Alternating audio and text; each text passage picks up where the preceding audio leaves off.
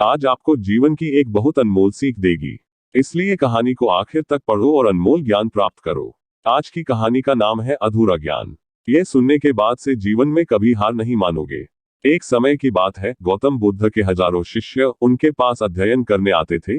गौतम बुद्ध से जब भी कोई चीज से ज्ञान प्राप्त कर लेता था तो उसे किसी दिशा में लोगों को जागरूक करने तथा शिक्षा देने के लिए भेज दिया करते थे। बुद्ध का एक शिष्य बुद्ध के आश्रम में लगभग 6 सालों से था। वह शिष्य महात्मा बुद्ध के पास आया और बुद्ध से कहा, मुझे यहाँ आए लगभग 6 साल हो गए। मेरे बाद कितने शिष्य यहाँ पर आए, उनमें से सभी शिष्य को आपने ज्ञान देने के लिए किसी ना किसी दिशा में भेज दिया, लेकिन मुझे अभी तक नहीं भेजा। आखिर ऐसा क्यों?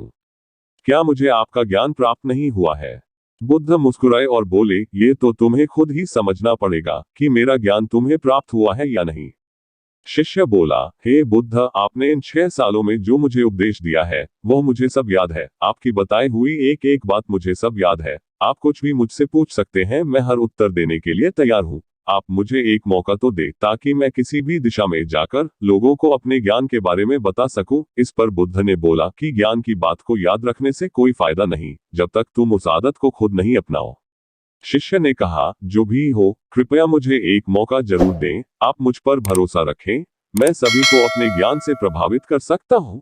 मैं लोगों को ऐसी बातें बता सकता हूँ जिससे लोगों के जीवन में शांति आ जाएगी और वह अपना शांतिपूर्ण जीवन जी पाएंगे।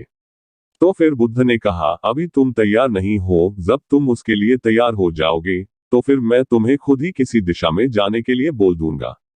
शिष्य ने कहा, क्या आपने मुझे इन 6 वर्षों में इतना भी ज्ञान नहीं दिया कि मैं किसी को प्रभावित ना कर पाऊं? बुद्ध ने कहा, ठीक है, तुम पूर्व दिशा में चले जाओ। वहां एक गांव मिलेगा, वहां से भिक्षा मांग कर लाना और अपने ज्ञान से लोगों की मदद करना।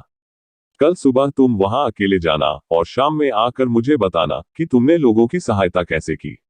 शिष्य ये बात सुनकर बहुत खुश हुआ और आशीर्वाद लेकर चला गया। वो रात भर ज्ञान समेटता रहा और मन ही मन सोच रहा था कि मैं वहां ज्ञान का ऐसा छाप छोड़ूंगा कि वहां के लोगों के साथ बुद्ध भी मुझसे प्रभावित हो जाएंगे। सुबह उठकर वह महात्मा बुद्ध को प्रणाम करने गया। उन्हें प्रणाम कर वह पूर्व दिशा की तरफ निकल गया। शाम को जब वह वापस आया तो बुद्ध ने देखा कि शिष्य के माथे पर चोट लगी है और खून बह रहा है। बुद्ध ने उसे पट्टी की और पूछा, तुम्हें चोट कैसे लगी? शिष्य ने कहा, वहां के लोग बेहद ही दुष्ट हैं, उन्हें जरा भी बुद्धि नहीं है।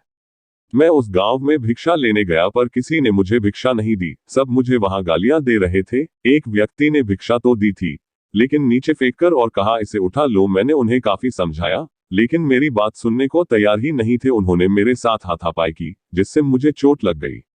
बुद्ध, आप मुझे दूसरी जगह भेजिए जहां के लोगों में ज्ञान हो, वो इस तरह ना हो।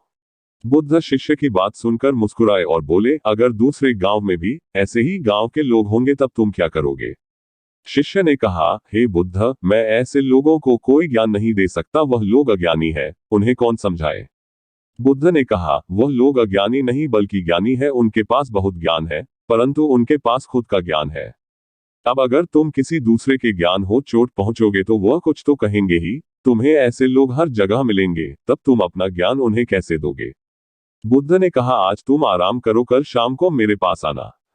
शिष्य बुद्ध को प्रणाम करके चला गया। अगली शाम जब वह वापस बुद्ध के पास आया तब वहां बुद्ध के एक और शिष्य मौजूद थे। उनके हाथ में भी चोट लगी हुई थी। बुद्ध ने शिष्य के हाथ पर चोट देख उस पर पट्टी की और उससे पूछा, तुम्हें ये चोट कैसे लगी? शिष्य ने कहा, आपने पूर्व की ओर एक गांव में मुझे जाने के लिए कहा था तो वही मुझे चोट लगी। बुद्ध ने कहा, वहां तुम्हारे साथ क्या क्या हुआ, तुम मुझे बताओ। शिष्य ने कहा, वहां पर मैंने सबसे भिक्षा मांगी लेकिन किसी ने भी भिक्षा नहीं दी। एक व्यक्ति जिसने भिक्षा दी भी तो मुझे जमीन पर फेंक कर दी थी और कहा, उसे उठा लो। तो मैंने उसे उठाकर अपने झोले में रख लिया और मैंने उसे सफल होने का आशीर्वाद दिया। तब उस व्यक्ति ने मुझसे कहा, आप बड़े अजीब लगते हो, मैं आपका अपमान कर रहा हूं और आप मुझे आशीर्वाद दे रहे हो।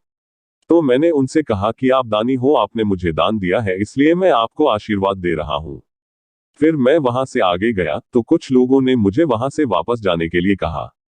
उन्होंने मुझे कुछ अपशब्द है और मुझ पर पत्थर भी फेंके जिससे मुझे चोट लग गई। और जब मैं वापस आ रहा था तब रास्ते में मैंने एक माँ को रोते हुए देखा। वह अपने बीमार बच्चे को लेकर चिंतित थी। मैं तुरंत जंगल से जाकर उसके लिए जड़ी बूटी लाया लेकिन वहां के कुछ लोग जड़ी बूटी देने नहीं दे रहे थे।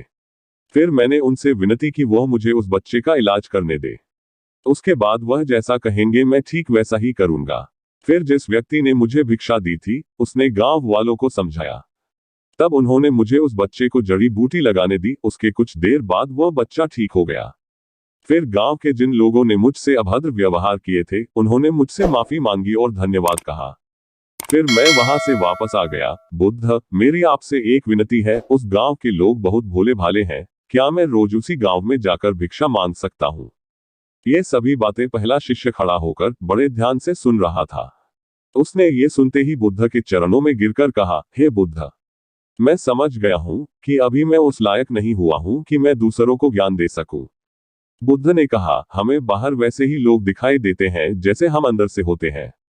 जब तक स्वयं को नहीं बदल सकते, तब तक किसी को नहीं बदल सकते हैं। खुद में बदलाव लाना ही जरूरी है। अपने आप में बदलाव लाकर ही इस दुनिया को आप जीत सकते हो।